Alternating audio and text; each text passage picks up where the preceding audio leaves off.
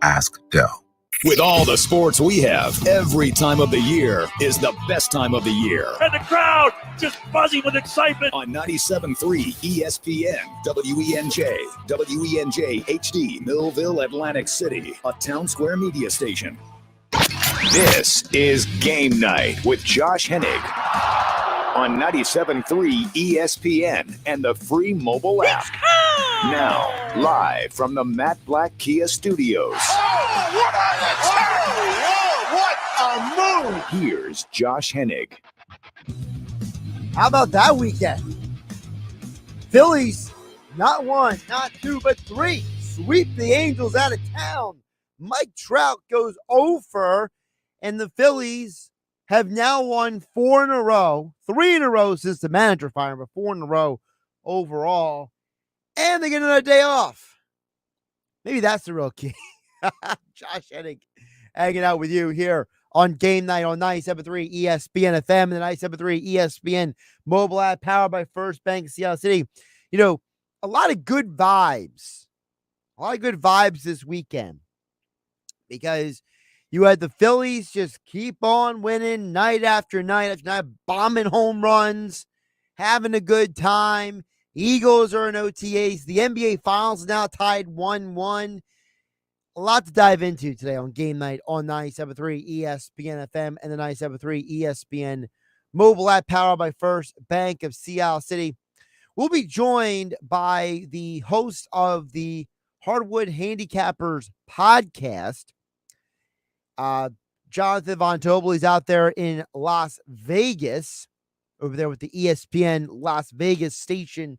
He'll join us, talk more about the NBA Finals because, you know, the NBA Finals, there is one thing I can guarantee you at this point. The Celtics are going to lose every third quarter.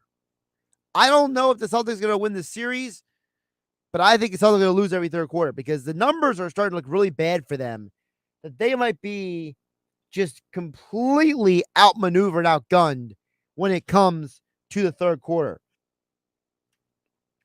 They were saying on NBA TV last night that according to NBA stats and info, the Warriors are one of the greatest third quarter teams in NBA playoff history, averaging over 7.6 points per game per 100 possessions.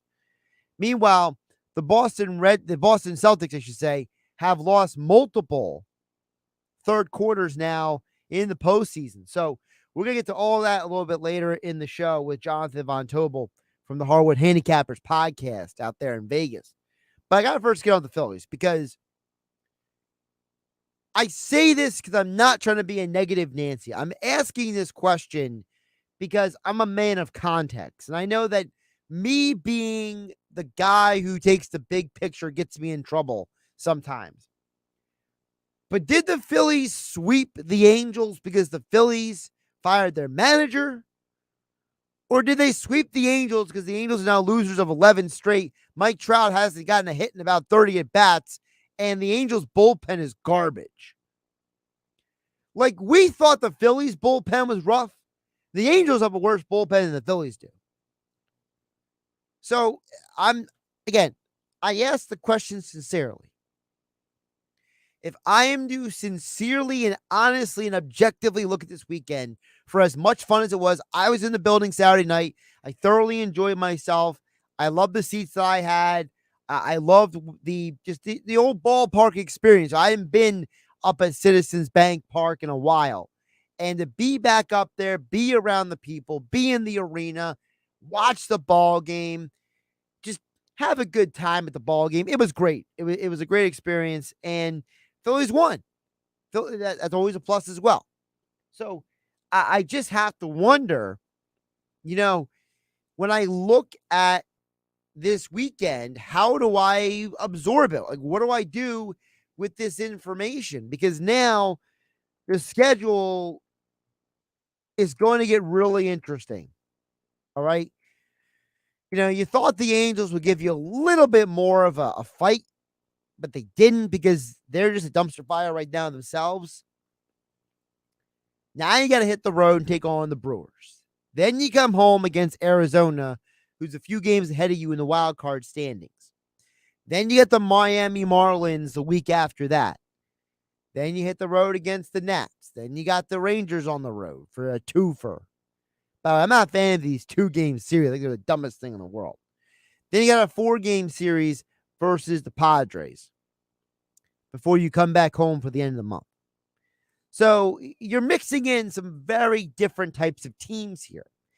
And I'm just seriously curious, are the Phillies winning because of the manager firing, or are they winning because the Angels were just that bad? Well, we're going to find out the next 3 games because the Brewers are one of the best teams in all of baseball. Okay?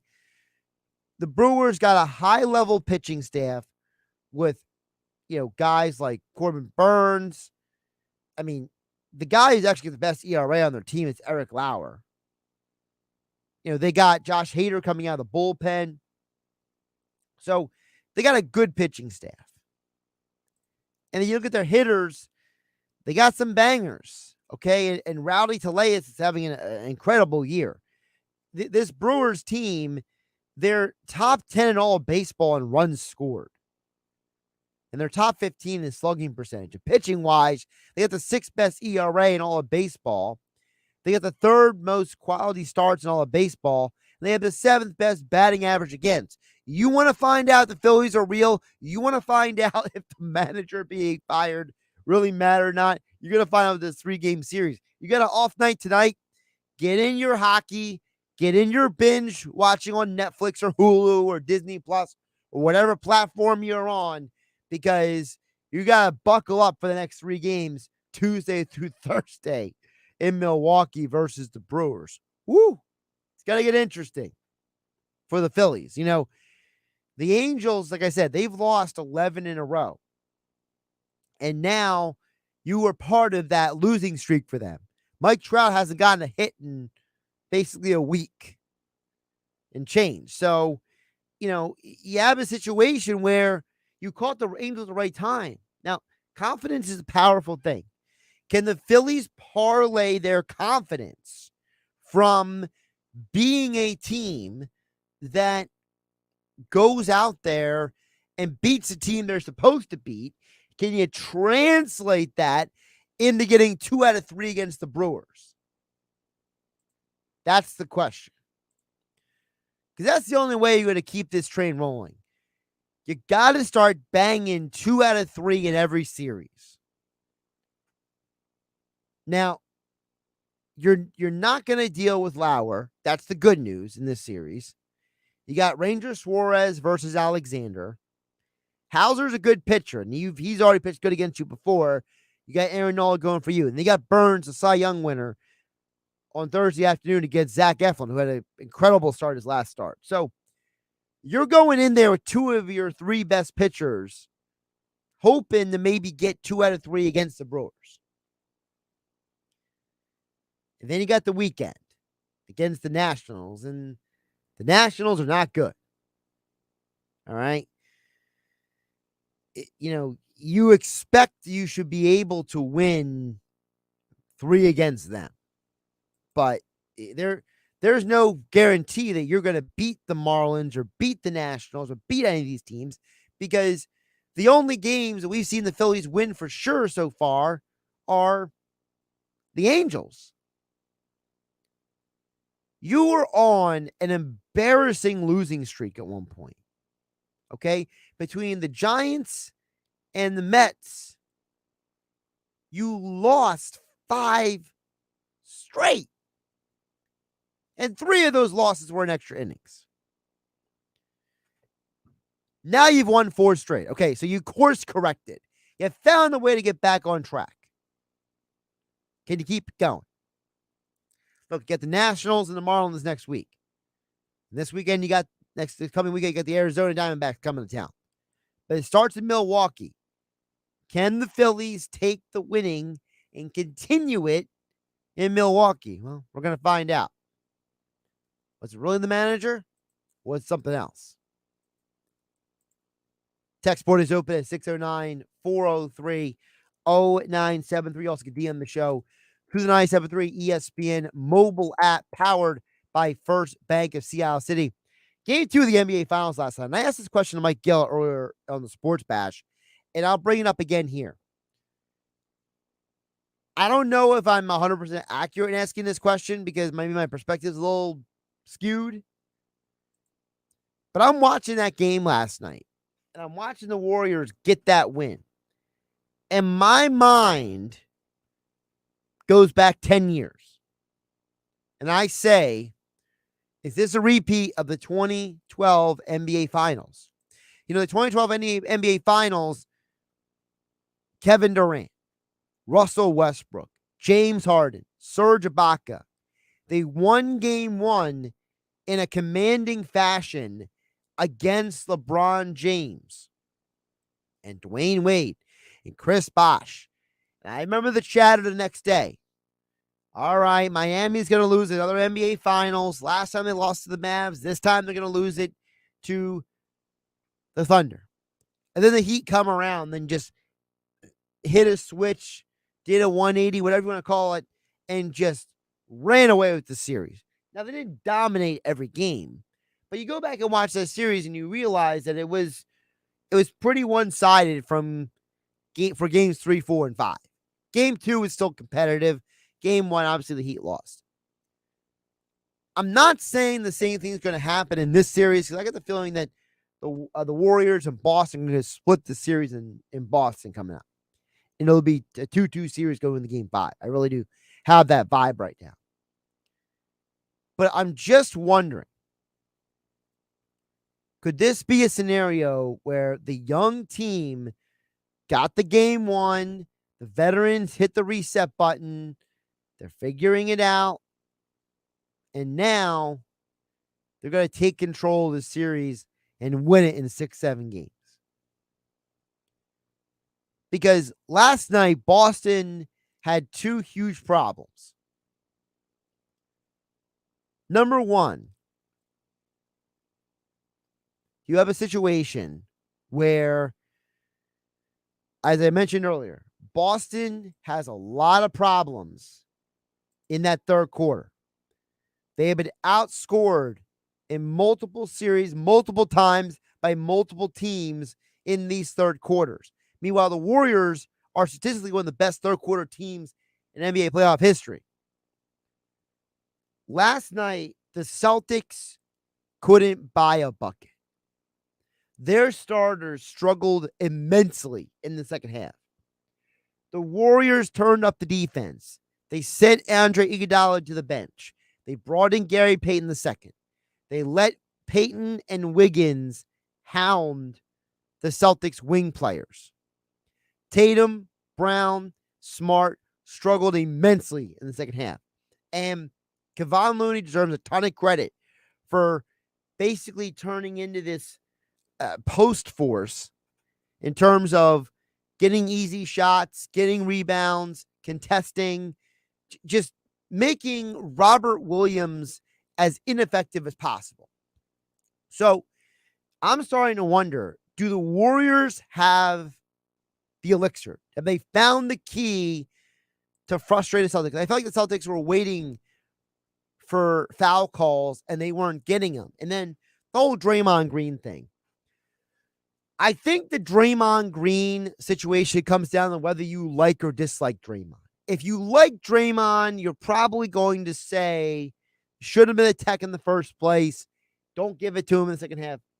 If you don't like Draymond Green, or if you like the Celtics, then you probably are sitting here saying, Draymond yanked Jaylen Brown down. He shoved him. He tried to start a fight, and the refs let him get away with it.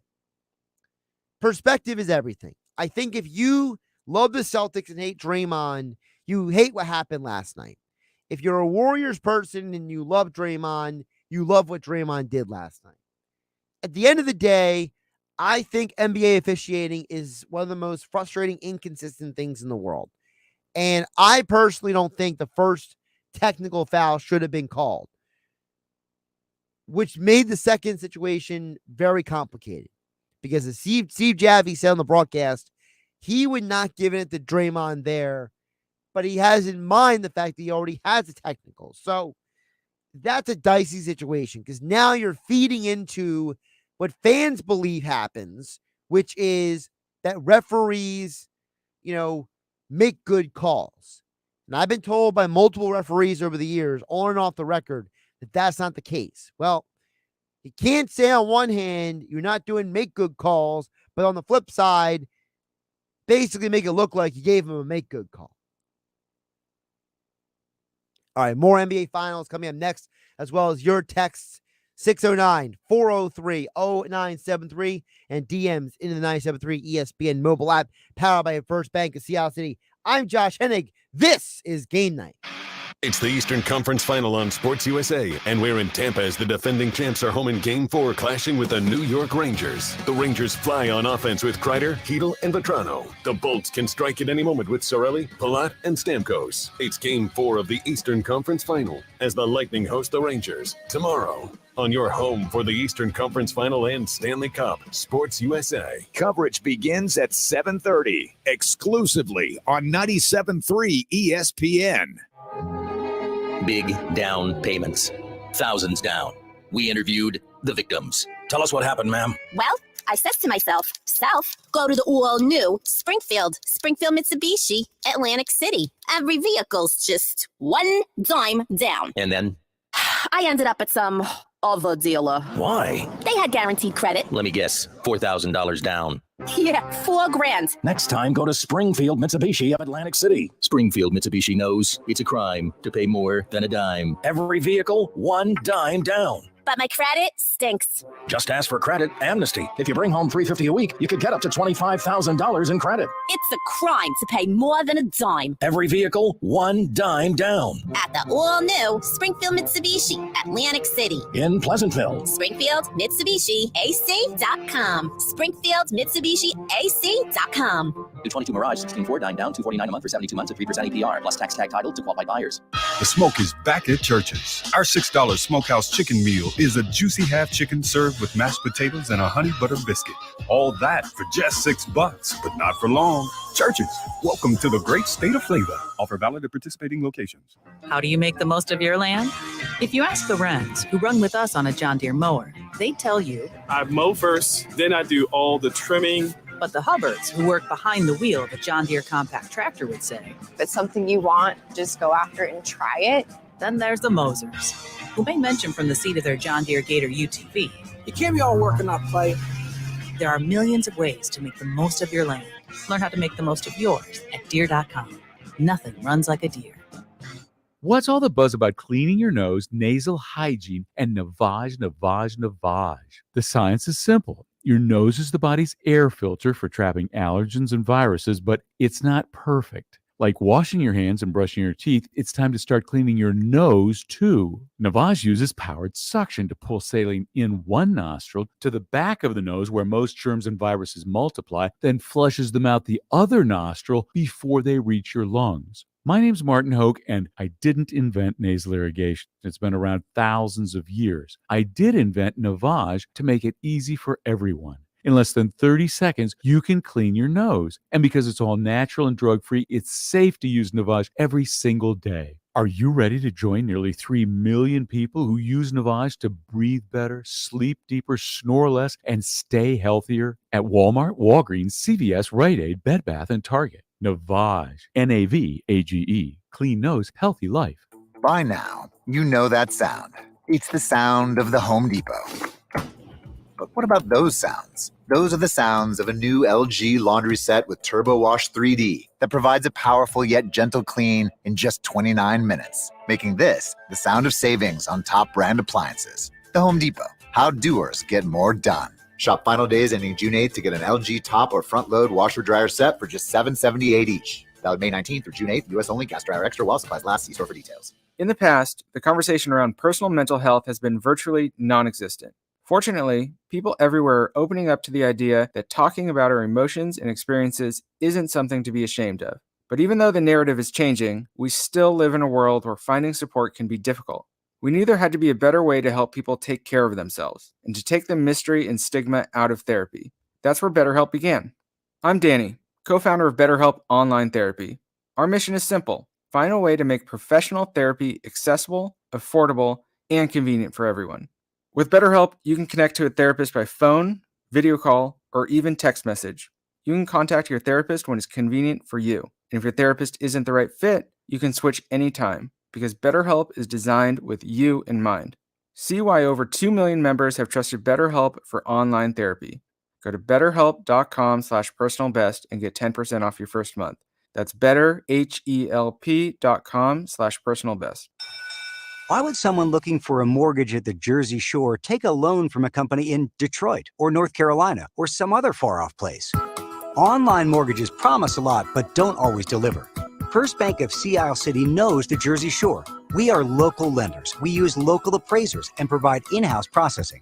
We understand the unique obstacles of financing in Cape May County. Don't take a chance. Local banking is better. Let us guide you. First Bank of Sea Isle City. Member FDIC, equal housing lender. You're listening to Game Night with Josh Hennig on 97.3 ESPN and the free mobile app. NBA Finals are tied 1-1, as you heard it here last night on 97.3 ESPN FM. Warriors just ran away in the second half for a variety of reasons. Series now goes back to Boston. So as we look back on what happened and what is going on forward, joining us right now on the show, Jonathan Von Tobel. He is the host of the Hardwood Handicappers podcast. He's out there in Vegas, does work also with ESPN Las Vegas, and he's joining us to talk more about the NBA Finals here on 97.3 ESPN. Jonathan, long time no see. How you doing, man? I'm good, Josh. How you been, man? Thanks for having me on. I appreciate you jumping on. First, I want to ask you, kind of like go a little micro before we go macro on this series. To me, one of the moments I'm noticing last night, I think people are maybe not fully interpreting, is whether people like or dislike Draymond is a different story.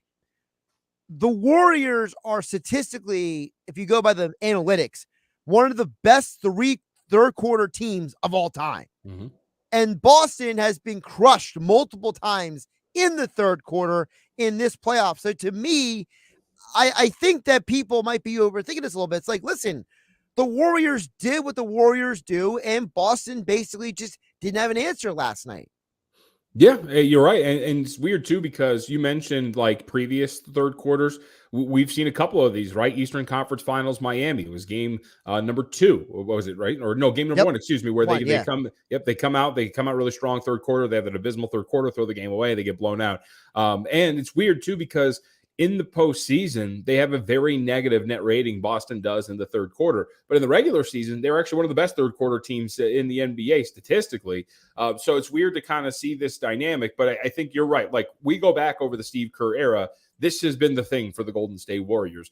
Steve Kerr has had this team coached up extremely well at the break. There was an article written about it in terms of the way they handle their halftimes, how it's so much more different than some other teams handle their halftime breaks as well. Very business-like. There's clips ready for them when they get back to the locker room. These things, let's do this, this, and this. They do a great job coming out in the third quarter. And to your point about Draymond Green, it's funny. One of my colleagues here in ESPN Las Vegas, his name's Steve Cofield, we have arguments all the time. I'm very pro Draymond. I love Draymond Green as a basketball player. You know about the negatives that come with him. He gets technical fouls and whatnot, but his importance for the Golden State Warriors, you cannot undersell that. And just look at the very first play of game number 2, where he comes out, gets a tied up ball immediately and sets the tone for Golden State. And from there, they dominate defensively for the rest of the game. So like those two things, Draymond and their fourth quarter play, it's been magnificent for them in this series up to this point, and it's made a massive difference for them. Had to have the Celtics come back in the fourth quarter because of their strong third quarter play, and they couldn't recover in game 2.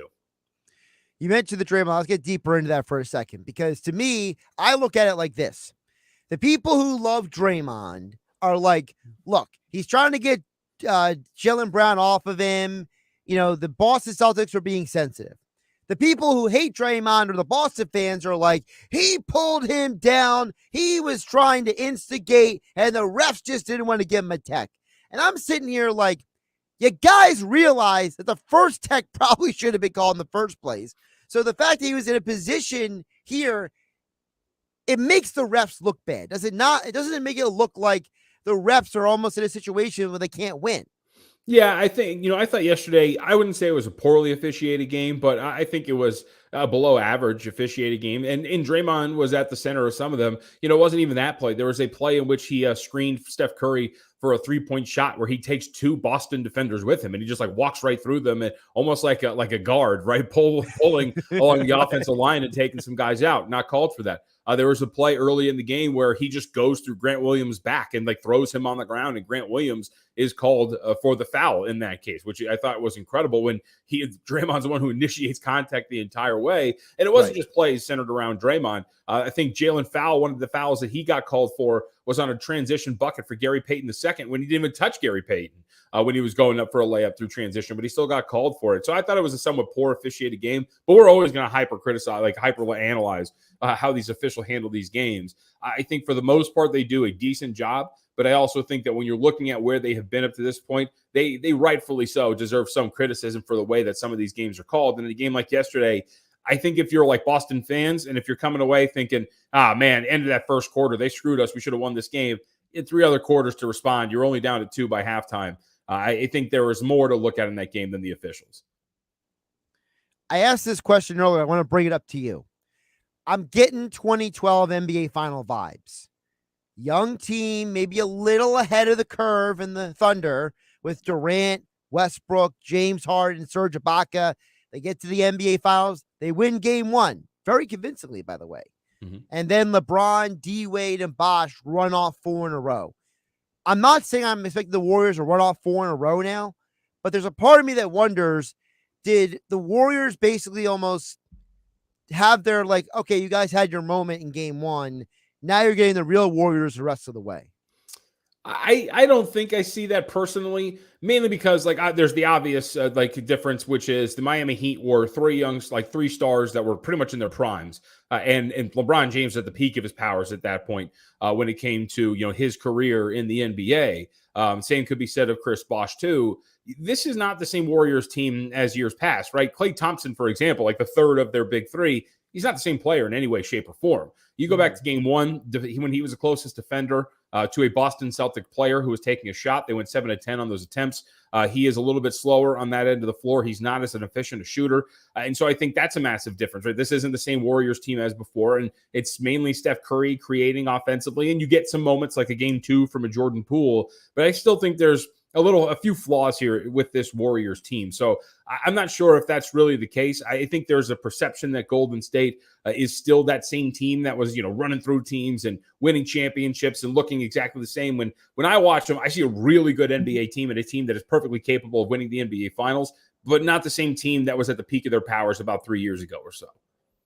Jonathan Von Tobel joining us here on Game Night on 97.3 ESPN, at MeJVT on Twitter. Check out his podcast, Hardwood Handicap. He's out there in Vegas with ESPN Las Vegas. You mentioned about the Warriors not being at the peak of their powers. Is this just a Warriors team that then maybe, is this the right place, right time for them? Like, the Suns, they had a poor postseason, could you argue maybe Boston is maybe the lesser of other teams going to come out of the Eastern Conference? Like, what if the Bucks were at full power with Middleton? Would they come in here and run them out of the building? Like, is some of what we're seeing just a situational thing that the Warriors got here at the right point in time for them? You could say that, right? I don't want to take away credit from what they did because I think really when you look at their playoff run up to this point, you circled that semifinal series against Memphis. That was a tough series and against a really good team. And they had some trouble with the Memphis Grizzlies, and they still got through them. And there's going to be a lot of people who point to that and go, well, John Morant didn't play the rest of that series at the end. Yes, but there was also a team that I think were they 25-2 without Morant, whatever it was. That was a really sound team overall and a deep team. So they deserve credit for that. And yeah, you know what? Do you get a little lucky when you draw Denver when it comes to the way that their roster was constructed? Sure, but that's also the benefit of getting the 3rd seed in the Western Conference, right? You played for the position that you're in. We could say the same of Miami, who drew Atlanta in the first round and then a beat up Philadelphia 76ers team in the second round, and they made it to the Eastern Conference Finals. So I wouldn't say that. And I'd also say, too, personally, I'm in the camp of I actually think Boston is the better team than the Golden State Warriors. So I think we saw it in game 1. A lot of people are making a lot of just the fourth quarter and the fact that they dropped 40 points. They also held the Warriors scoreless for a 5-minute stretch. They also shut them down in the second and held Curry scoreless in the second quarter. I think there's been glimpses in this series that the Celtics are a very, very good team. So I think they've got their hands full here in this series against Boston. And if they do beat them in the NBA Finals, I think it's a very big feather in the cap for the Golden State Warriors and Steve Kerr and this dynasty that they've got. Because to me, the NBA, the Boston Celtics are my highest power-rated team left in the association. I shouldn't say left because they're there. In this postseason, they were my highest power-rated team. I think they are the best team in the NBA. All right, so if I can play devil's advocate with you, and you could totally just, take my take and shred it if you want to. You're totally allowed to, all right? Okay. I think the Celtics are lucky to be here.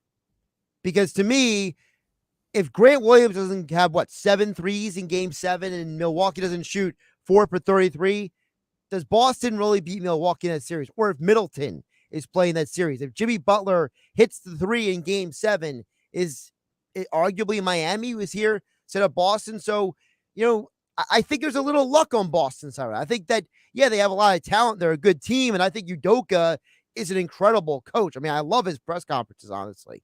Yeah. But, I think there's a little luck going for Boston. It's not just pure, hey, we're the better team here.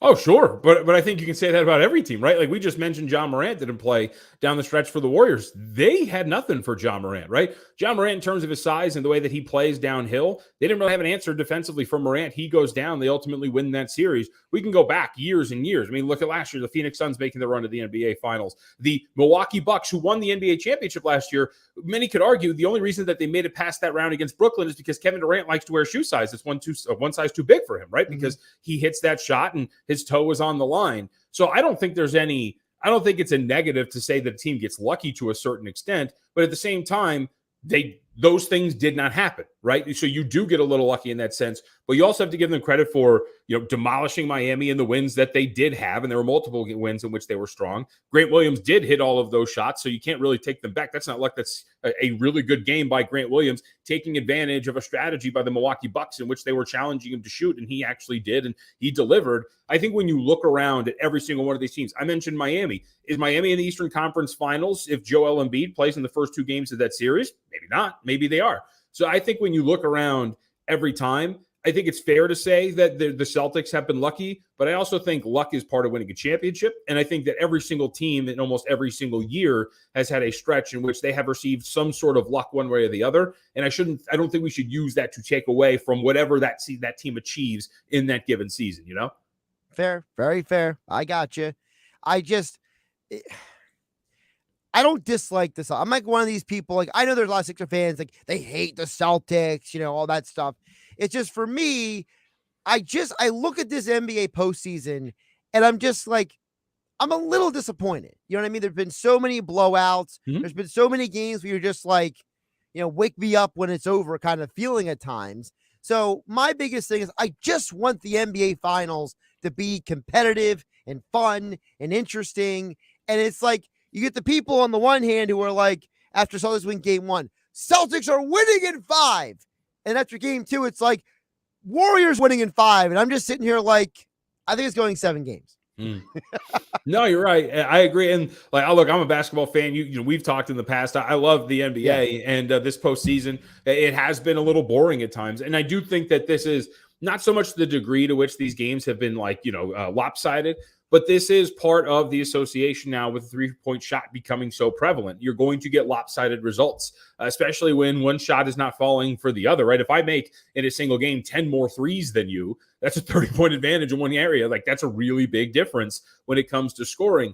I also would say too, like, when you look at certain final scores, we have to realize that, like, when it comes to scoring, a 15-point final deficit, for example, is actually not that big of a gap. Like, 15 on its surface looks pretty big, but in the NBA, if I were to tell you that your favorite team is down by 15 in the first quarter, are you going to stop watching? Absolutely not, because that's a surmountable a deficit that they can overcome. So right. I think that when you look at it overall, there goes hand in hand. But I would definitely agree for the most part that some of these games have kind of been a little boring, and there have been times where you watch series. Like, I look back on that Memphis series and think with Golden State and think, it was a pretty fun series. And then you go back in some of those games, you realize that there were absolute blowouts that weren't worth watching. Namely, that was it Game 5 in Memphis before the Warriors went back home and closed it out. So, it's been a postseason that has not been memorable up to this point. And I'd also say, too, to your point about Boston and just them in general and why I think that they are so good.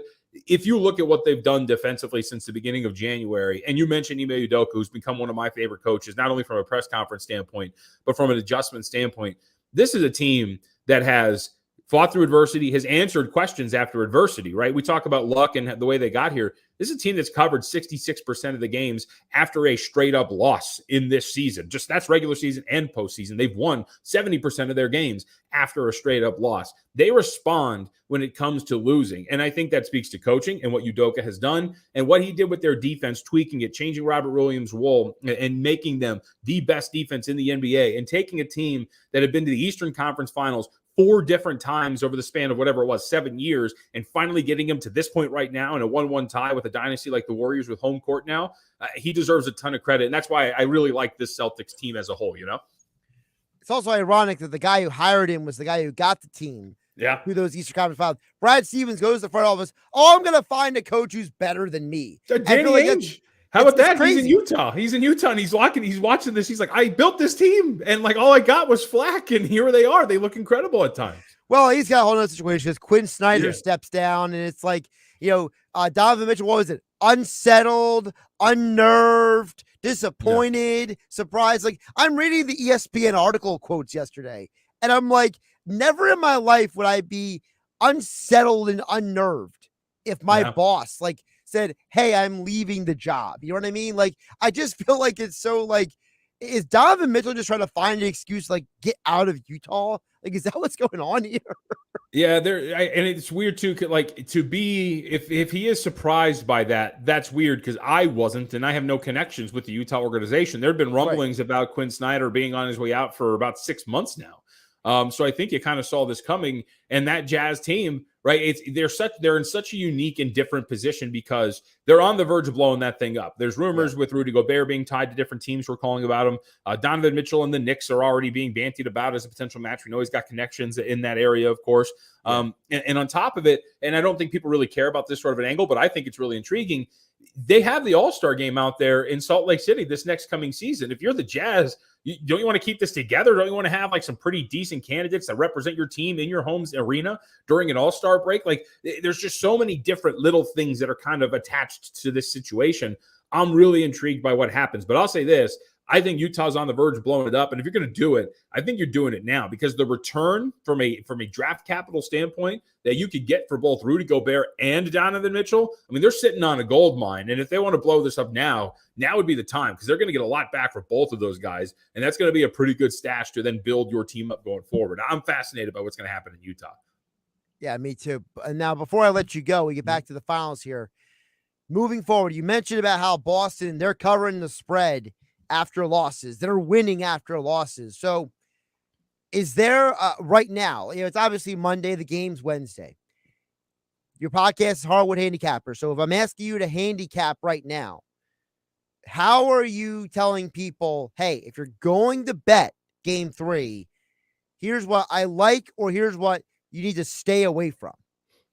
I'm going to bet Boston. I'm going to lay the points with the Celtics in that situation. Coming back home, it's a situation, as I mentioned, in terms of them responding very well after losses. They've done a very good job. Warriors, on the other hand, have not been a very good road team, not only in this postseason where they are 3-4 straight up, 2-5 against the spread, with a very, very bad net rating on the road. And some of that ties to that one blowout they had in Memphis, but still, they've had some clunkers on the road throughout the regular season. They're a sub-500 team ATS when it comes to playing on the road, if you include the regular season. So it's just not a great situation for the Golden State Warriors. They haven't responded throughout this entire regular season in this spot. But I also think when you're looking at this from a number standpoint, if you're going to bet this, I would sit back and wait for a moment to see what the betting market does here, because for the first 2 games and in the series as a whole, the betting market, hand over fist, like public bettors and some respected bettors, do like the Warriors in this series and on a game-to-game basis. But there's a lot more respected money on the side of the Boston Celtics. And so what I'm interested in is, does this number go from 3.5 to 3? If for me, as a bettor who's interested in backing the Celtics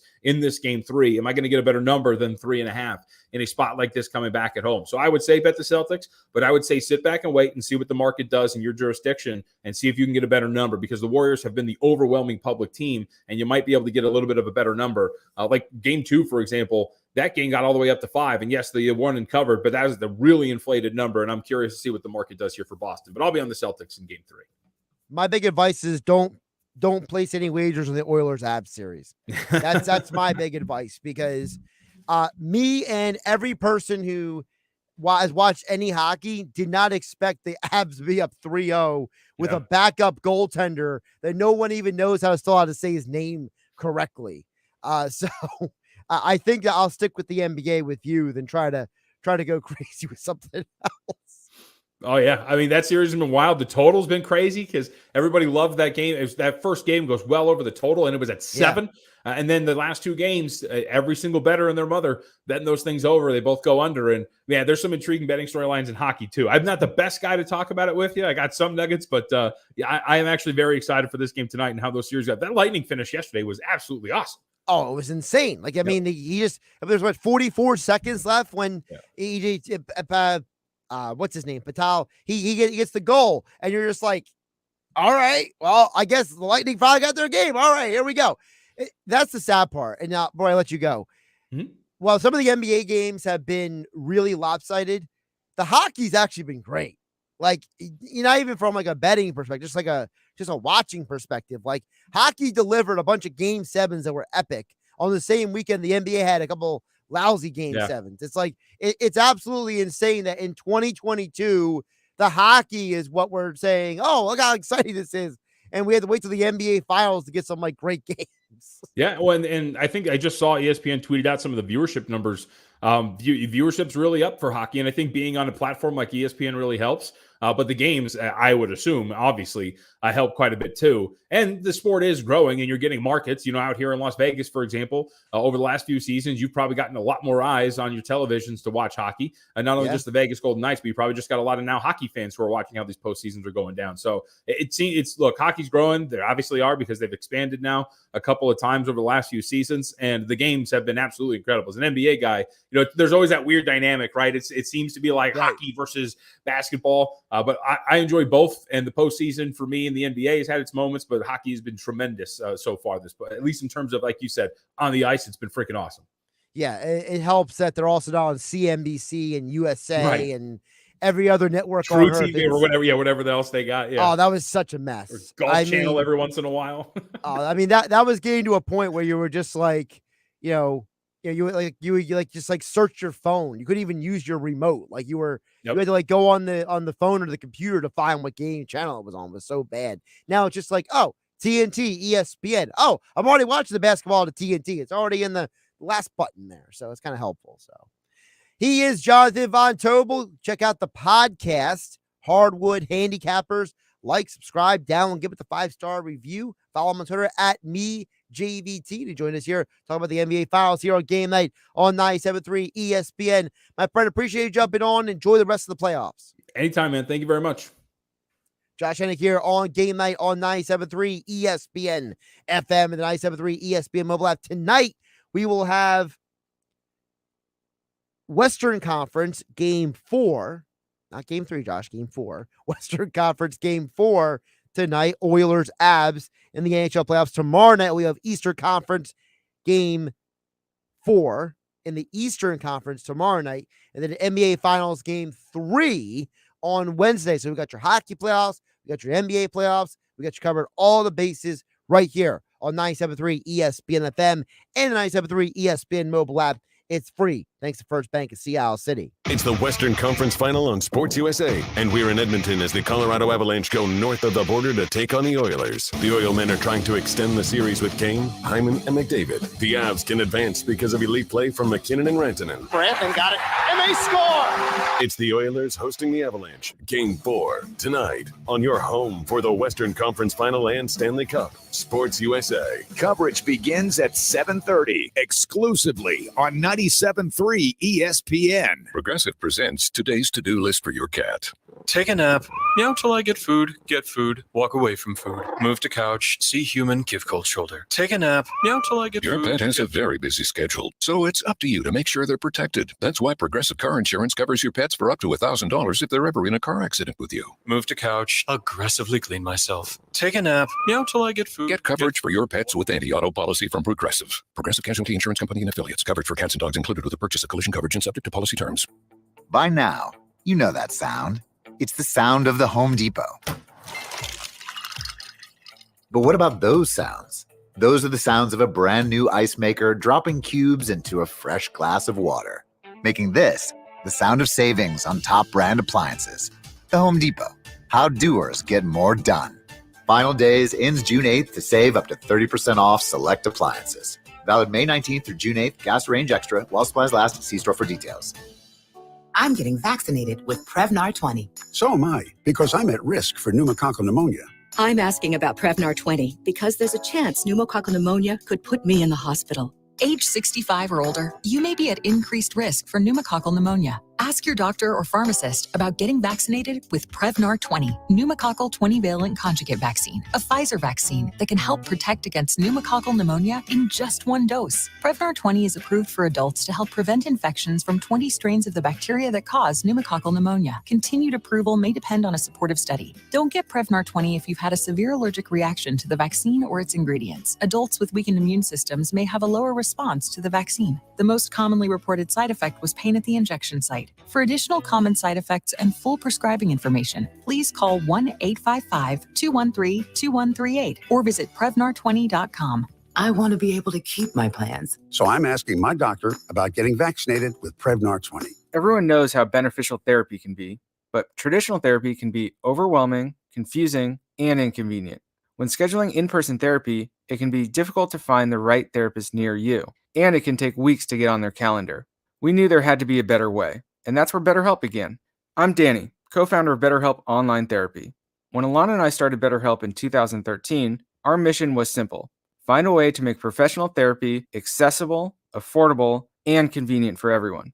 BetterHelp works around your schedule and lifestyle. You can connect to a therapist by phone, video call, or even text message. You don't even have to turn on your camera if you don't feel comfortable. And if your therapist isn't the right fit, you can switch anytime with the click of a button, because BetterHelp is designed with you in mind.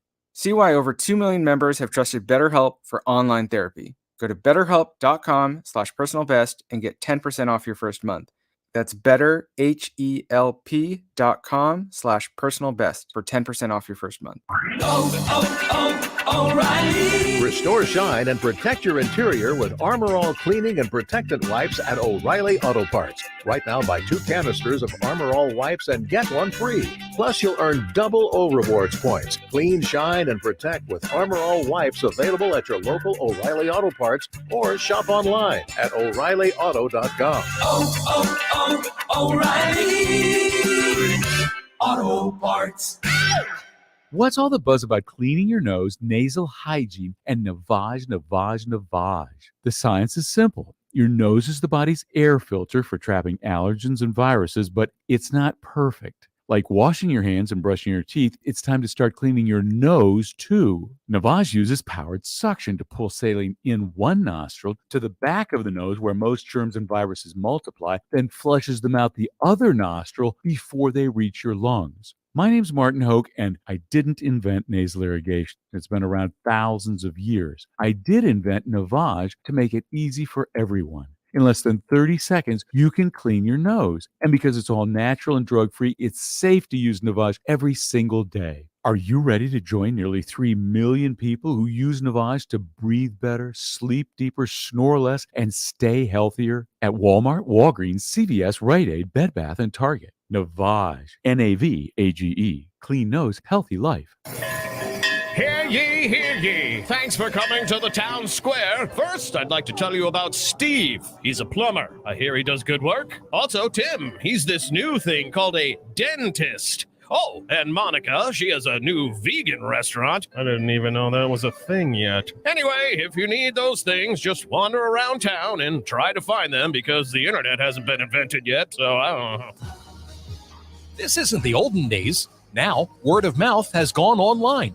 At Town Square, South Jersey, we can show you how to harness the power of your existing word of mouth and amplify it online. Go to townsquarelocal.com for a free local customer analysis, where you can see how many local customers in South Jersey you could reach online. Visit townsquarelocal.com and be the Town Square today. That's townsquarelocal.com.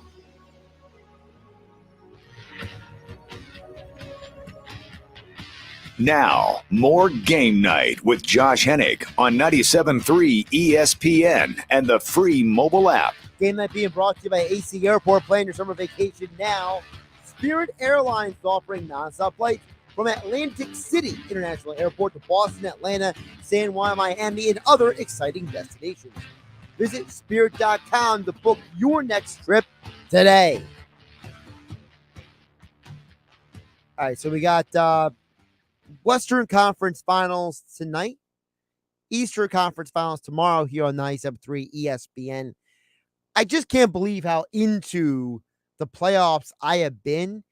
I don't know if it literally is just because of what platform it's on. I don't think it's that. I'm the guy who finds the game no matter what. So I just don't think that it, for me at least, ESPN having the games has impacted me as intensely. But here are the numbers that Jonathan Van Tobel mentioned earlier. So the Lightning Rangers game 2 was the most viewed conference finals game 2 on cable television since 2013. The 2.3 million average viewership is up 71% versus last year's game 2 game. The game peaked at 2.9 million. So you might as well just round up to 3 million, just call it a day. The 2022 Stanley Cup playoffs to date across ESPN and ESPN2 have a 1 million plus average viewership, up 26% versus 2021 across all cable. So at least in that sample size, there is a definitive amount of more people watching. I do genuinely believe that, we as a sports public, I'm a passionate sports fan. I love sports. Anyone who knows me knows that, okay? But not every person watching is me, okay? So I have to look at sports through the people who are listening to the sound of my voice right now. You need a reason to watch some of these games. If your team is not involved, or if you don't have your fantasy sports team involved, or you don't have money on the game, you're not as invested or as interested. So what is one of the ways to discourage people from watching? Make it difficult for them to find your game, to find your sport. Don't ever give people a reason not to watch. It's not an accident that the UFC's viewership went up when they left Spike TV and got on Fox and FS1, and then went up another step in viewership when it went from Fox to ESPN, okay? It's not an accident. The network you're on matters, okay? The PFL is the number 2 MMA organization in the world, not just because of who their fighters are, but because they're on ESPN and ESPN2. Bellator is on Paramount, which used to be Spike TV. Half the world doesn't even watch that channel, and the other half of the world forgot that channel was even on their cable list, all right? The network you're on matters. And in today's world, whether we like to admit it or not, perception becomes reality. If you're the sport that nobody knows what channel you're on, or nobody knows who your star players are, you have a problem, okay? Look at baseball. I don't know how many people went to the ballpark this weekend for the Phillies or Mike Trout. But Mike Trout is a star, and he's well known in this area because he's from Millville. He's a hardcore Eagle fan. People know who he is. People are attracted to that reality. So there is something to be said about the fact that people show up at the ballpark for that. The last time there was big numbers at the ballpark, the Dodgers weren't out. Well, the Dodgers were the best teams in all baseball. They got a lot of recognizable names. But if the Milwaukee Brewers come to town, do people show up? I don't know. We got to wait and find out the next time they come back around. Sports are about what is bringing you to the table. It's like any media sports entity. Why should someone watch your program instead of another? And I think hockey being on ESPN has definitely elevated that attention, that viewership. So, yeah, you know why it's up 71% in the Eastern Conference Finals and why it's up 26% overall compared to last year? Because last year, people didn't even know what channel it was on. As I mentioned earlier, it was on USA, It was on CNBC, MSNBC, NBC Sports Network, 2,100 different channels. The NHL basically was in a no-win situation. Now they're on ESPN. They're getting attention. They're getting more viewers. And people look to ESPN for sports, okay? Whether people like ESPN or not, the reality is ESPN is still a sports network. So I think that's a huge part of the viewership change. And it's cool for me to be able to talk a little hockey, not because I'm a diehard hockey guy, but because I love watching sports and I love good games. It's like the Phillies were winning this weekend. It was fun. I'm Josh Hennig. This is Game Night. Have a great night.